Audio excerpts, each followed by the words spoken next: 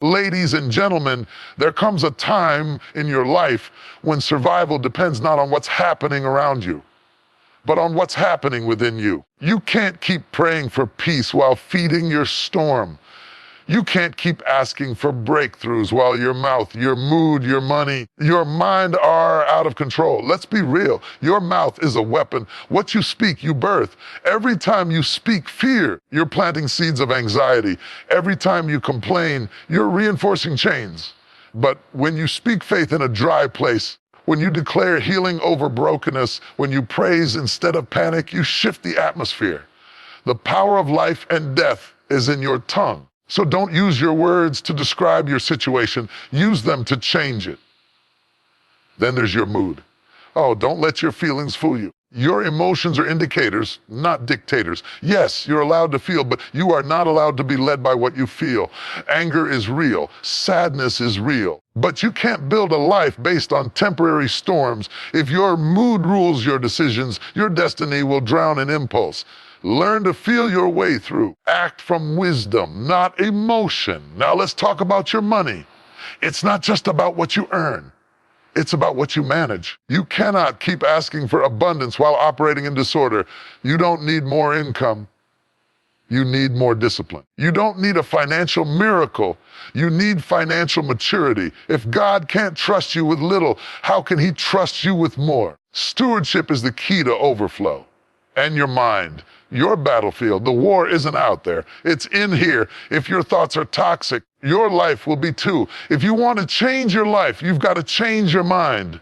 You can't think defeat and expect victory. You can't meditate on rejection and expect to walk in purpose. Get your mind right, because where your mind goes, your life follows. Your mouth, because words build worlds. Your mood, because stability is strength. Your money, because order invites increase. Your mind, because freedom starts in your thoughts. You are too powerful to keep living like you're powerless. It's time to rise. Speak wisely, feel deeply, act wisely. Spend intentionally, think victoriously. When you master these four, the world can't stop what's coming to you. There is power resting just inches below your nose, a force so potent that it can either build up or tear down, heal or destroy, create or curse. It's not your hands, not your feet, not even your intellect. It's your mouth, your tongue, that small member of your body that has the ability to spark fire, shift atmospheres, stir destinies, and sabotage futures. The tragedy is, most people don't recognize how dangerous it is to live life carelessly with their words. They speak as if their mouth is not connected to their purpose. They speak as if what comes out of them has no consequence. But let me tell you, your mouth is prophetic. Your mouth is creative. Your mouth is spiritual. And until you learn to control it, you will keep speaking curses over your own life without even realizing it. You see, the mouth is not just a tool for communication. It is an instrument of spiritual legislation. What you decree can determine what you experience. Words are not just sounds, they are containers. They carry energy, they carry authority. They either carry faith or they carry fear. They either release life or they open the door to death. Some people are trapped in situations not because the devil is after them, because their mouths have locked them into cycles. You've been saying you're always broke, and guess what? You are. You've been saying relationships never work out for you, and guess what? They don't.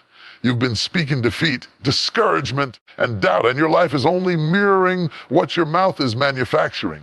The enemy doesn't have to defeat you if he can convince you to defeat yourself. How does that happen? Through the words you repeat, through the lies you reinforce, through the negativity you've normalized. Never get out of this. Nothing ever works for me. I can't catch a break. I always mess things up. I'm not good enough. These aren't just statements, chains. Every word becomes a link. Every phrase becomes a prison bar.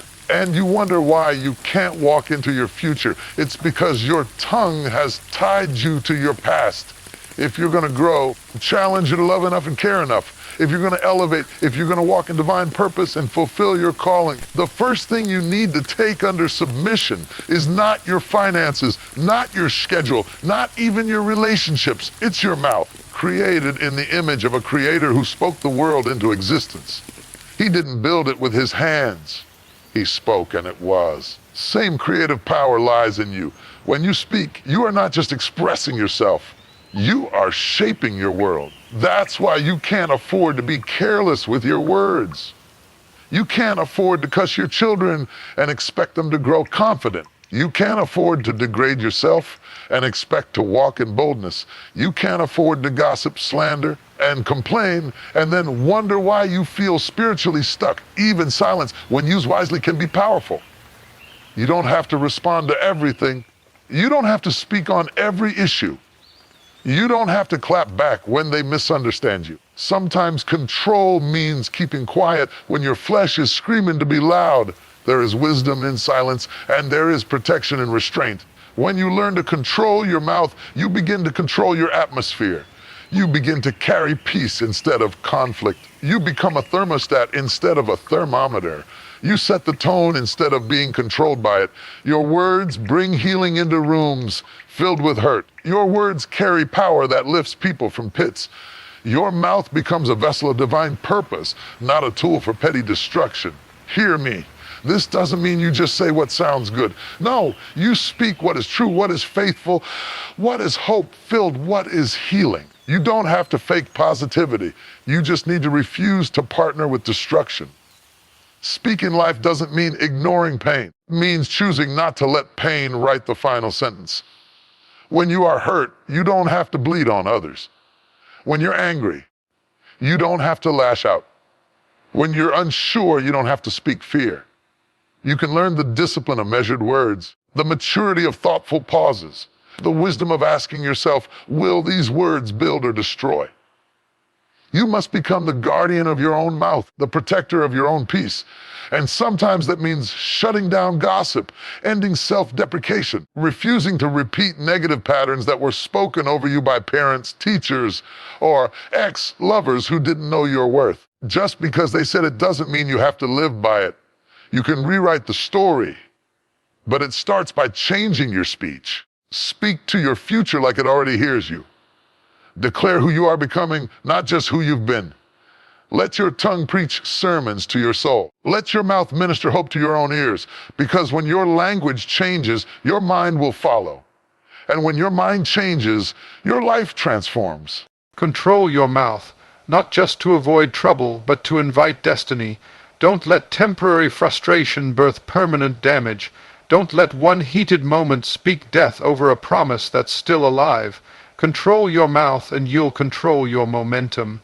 If you want to live a stable life, you've got to learn to manage an unstable part of you, your mood. Let's be honest. Your emotions don't ask for permission. They don't schedule appointments. They show up uninvited, unannounced, and often in the middle of your most important moments. And if you don't learn how to master your mood will master you.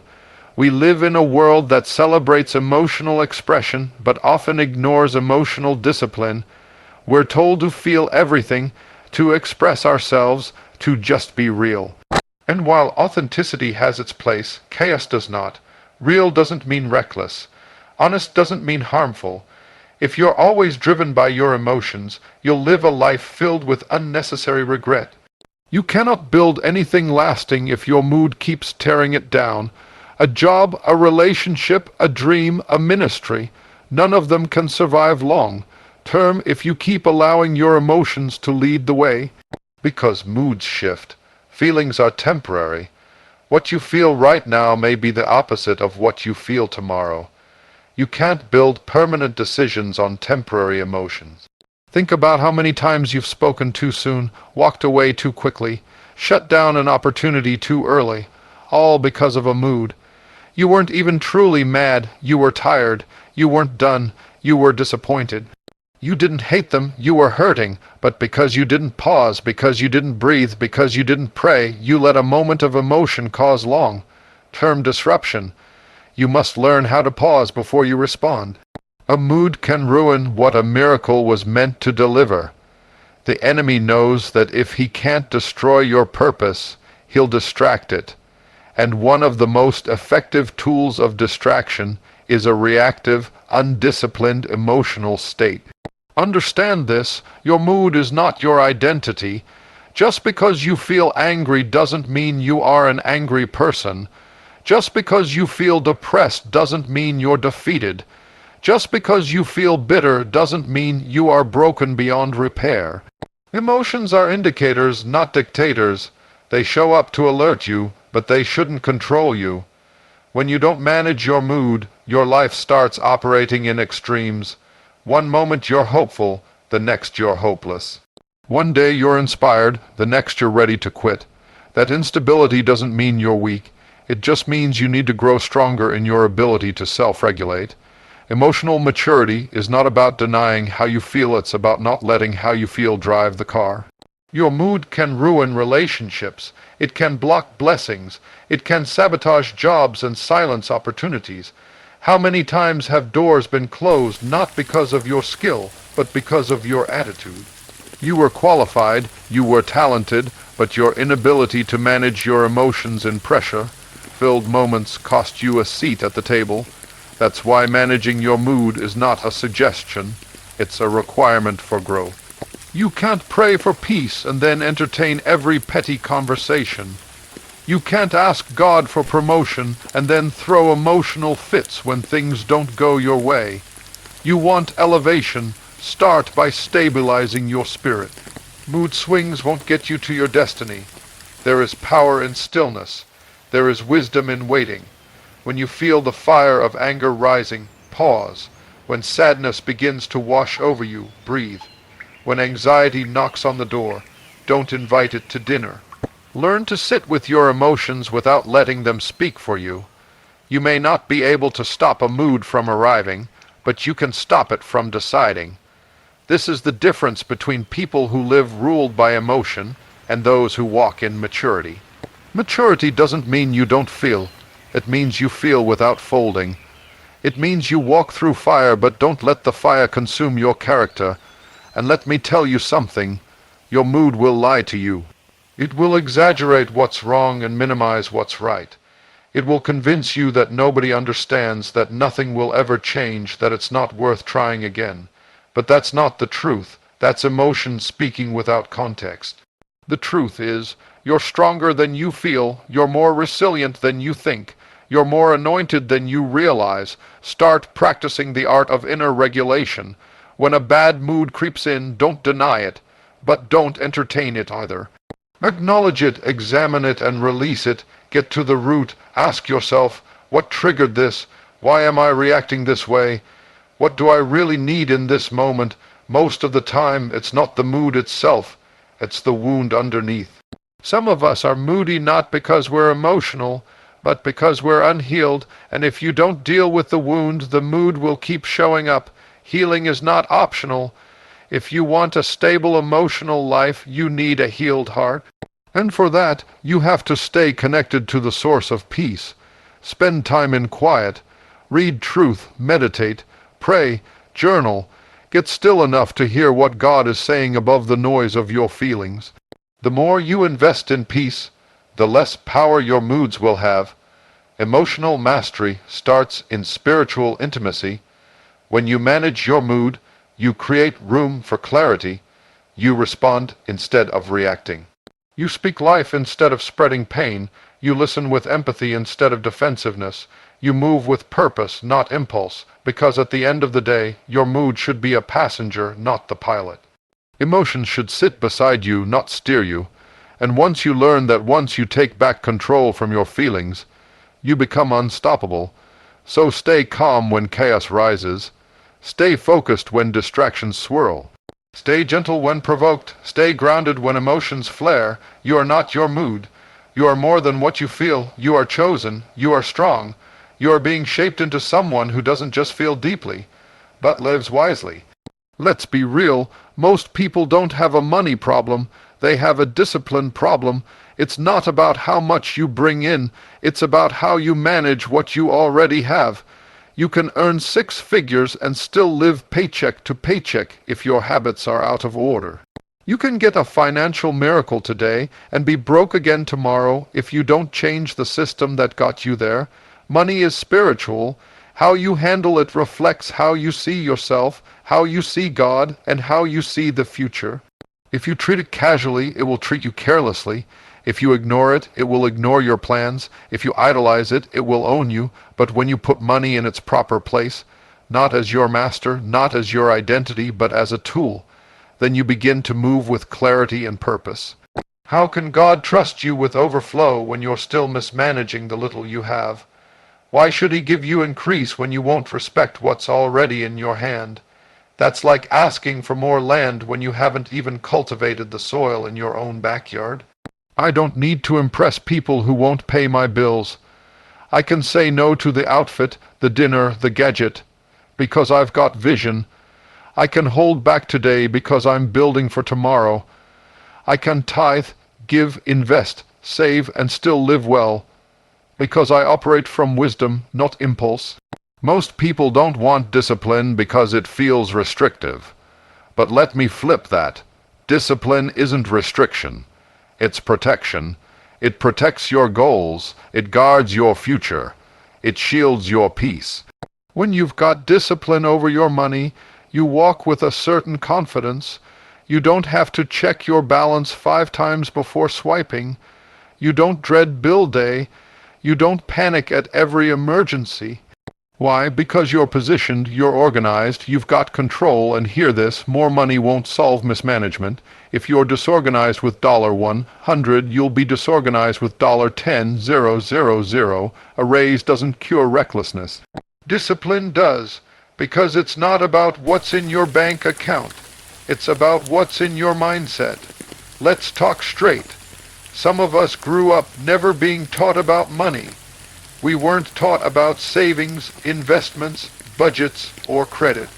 We watched survival, not strategy, so now, as adults, we equate spending with success. We think buying more makes us worth more. We think debt is normal, and we live exhausted, buried under bills, smiling for the world while crumbling in private. But hear me, you can break that cycle. You can be the first in your family to manage wealth with wisdom. You can be the one to shift the pattern. You can honor God with your finances and bless generations to come. That means a budget. Yes, a real one, not vibes and guesses. Not I think I'm okay. No, every dollar needs an assignment. Every purchase needs a reason. You can't keep living by reaction. You need a plan. It means delayed gratification. You can't keep saying yes to every desire and then wonder why you have nothing left.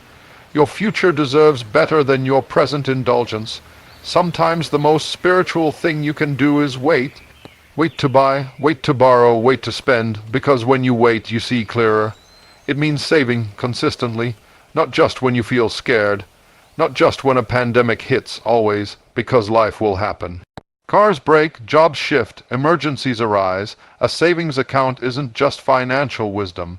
It's emotional stability. It means giving, sacrificially and joyfully. You don't give because you're rich. You give because you're grateful.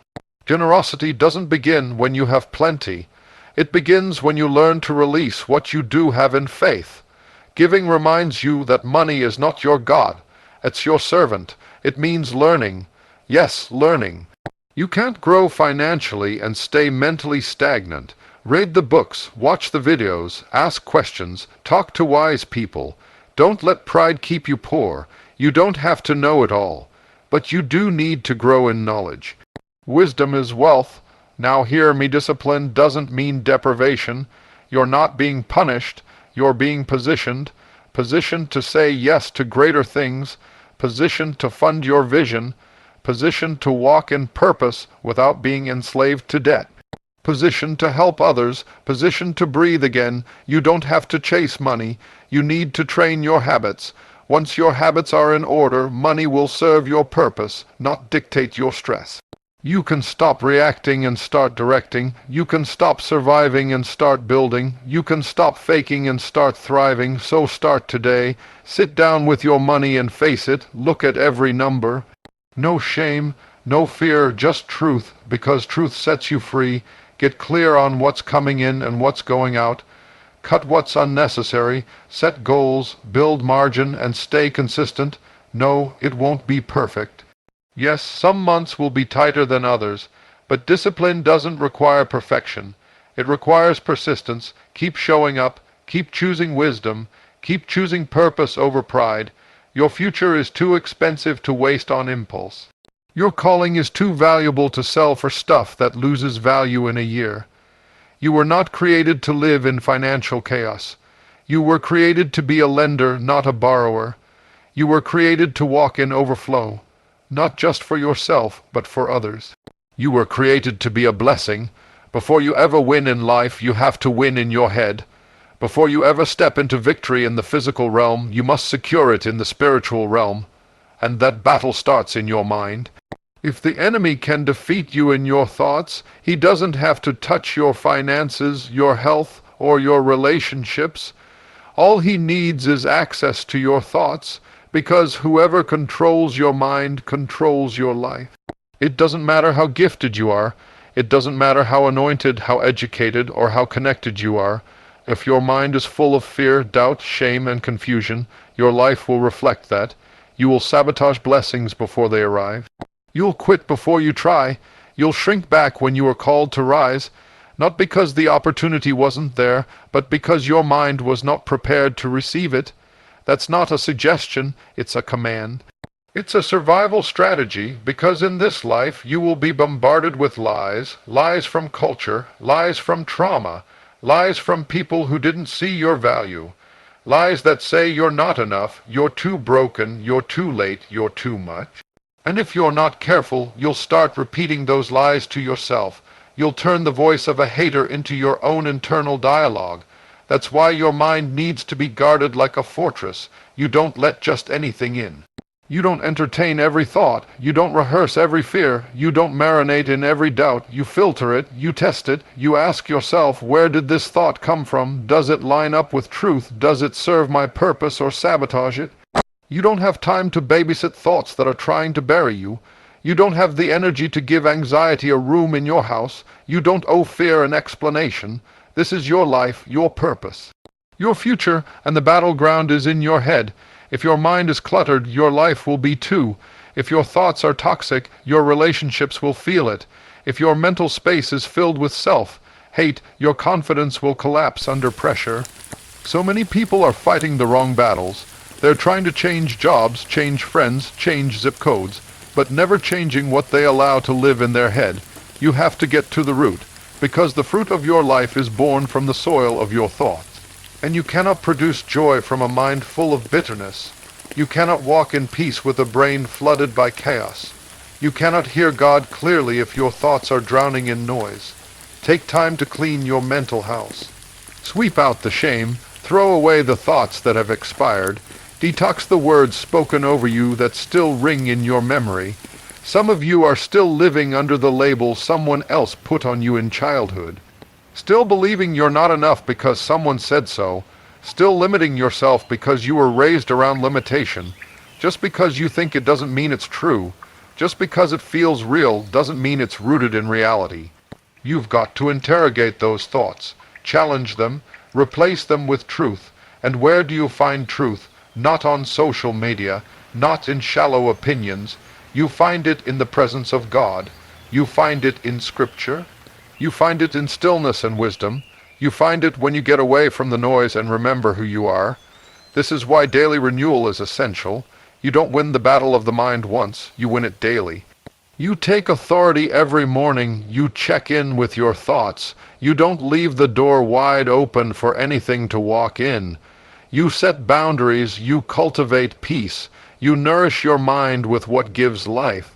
Stop scrolling through anxiety. Stop feeding your mind with drama, gossip, and fear. Stop watching things that poison your hope. Stop replaying scenarios that drain your faith. If you want peace, you have to protect it. Peace isn't found, it's built, thought by thought, brick by brick. Boundaries create the walls, truth lays the foundation, and grace holds it all together, and not just from negativity, but from pride, ego, and comparison. It's not always darkness that distracts us. Sometimes it's delusions. Thinking more of ourselves than we should. Measuring our worth by other people's highlights. Running after validation while ignoring true purpose. And it needs God, because nothing renews the mind like the Word. Nothing calms the storm like his voice. Nothing heals the fractured thoughts like his presence. And nothing can expose lies like the light of his truth. So I challenge you today, audit your thoughts, write them down, look at them honestly. Are they serving you or stopping you? Are they from faith or fear? Are they bringing life or draining it? Are they keeping you small or calling you higher? You don't have to live stuck. You don't have to keep spiraling. You don't have to let anxiety write your story. You don't have to let depression define your name. You don't have to stay in mental chains. There is freedom, there is healing. Victory doesn't start when the crowd cheers. It doesn't begin when the door opens or when the applause begins. It doesn't start when people recognize your gift or when your name lights up a stage. Before you conquer anything out there, you must conquer what's going on in here. You cannot lead a successful life outwardly while remaining broken inwardly. You can't rise in the world while sinking in your soul. Because if your inner world is chaotic, no amount of outer achievement will bring peace. And if your soul is unhealed, every blessing will feel like a burden. We live in a world obsessed with results. We're trained to chase status, money, validation, attention, platforms, and influence. But what does it profit a person to gain the whole world and lose their peace? What does it matter to impress the public while you're silently tormented in private? Let me tell you something. Character matters, mindset matters, self-discipline matters, emotional health matters, spiritual clarity matters, because if you don't master what's inside of you, you'll be enslaved by everything around you. That's why the greatest victories are not visible. They're not posted on Instagram. They're not on your resume. They're not loud. They're not flashy. Like when you choose peace over panic, when you shut your mouth instead of lashing out, when you walk away from an opportunity that doesn't align with your values, when you forgive someone who never apologized, when you pray instead of retaliate, when you get up again after failing, because you know your purpose isn't cancelled. Let me be real with you. Your greatest enemy is not out there. It's not your critics. It's not your circumstances. It's not even the people who hurt you. Your greatest enemy is undisciplined thoughts, unhealed trauma, unchecked emotions, and unspoken lies that you've come to believe about yourself. But here's the good news. You have the power to change that. You are not powerless. You are not stuck. You are not too far gone, but you must be willing to do the work, the inner work. The hard, quiet, sacred work of healing, forgiving, letting go, unlearning, praying, growing, and shifting your identity from fear to faith. It makes you fragile. One offense breaks you. One setback unravels you. One delay causes despair. But when you've done the inner work, you become resilient, not perfect, but rooted, grounded, focused, unshaken. You're not ruled by the highs or the lows. You don't crumble when you're criticized or cocky when you're praised. You've mastered the most important battlefield, yourself. Self-mastery is not about control over others. It's not manipulation. It's not performance. It's alignment. It's you living in harmony with your soul, your creator, your values, and your vision. It's peace in the storm. It's clarity in the chaos. It's wisdom in the heat of conflict. It's knowing who you are and who you're not, and walking in that truth with confidence and humility. Too many people want the crown but won't carry the cross of development. They want the platform but not the process. They want visibility but not responsibility. They want the spotlight without the sacrifice. That means waking up early to pray. That means staying disciplined when no one is watching. That means saying no to temptations that look good but aren't God.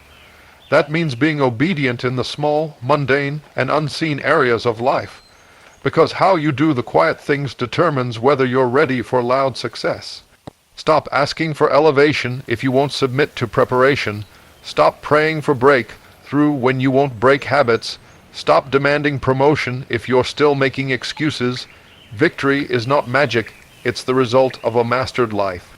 You're not going to get it all right every time. You're going to fall. You're going to feel like giving up. but don't you dare quit, because every time you rise again, every time you choose growth, every time you push past comfort and lean into purpose, you're winning. Not out there, but in here, and that victory can't be stolen. It's eternal, it's foundational, it becomes the force that fuels everything else. You don't rush anymore. You trust divine timing. You don't prove anymore. You know who you are. You don't beg anymore. You walk in worthiness. You don't compete anymore. You stay in your lane. You don't crumble anymore. You stand on what you've built within. Let me ask you, are you at peace with yourself? Are your habits aligned with your hopes? Is your character capable of carrying the weight of your calling? Is your inner world strong enough to handle outer success? And that private, hidden, authentic, quiet version of you, is the one who determines whether this is just a moment or a movement, whether you build a life that lasts or crumble under the pressure of what you pretended to be.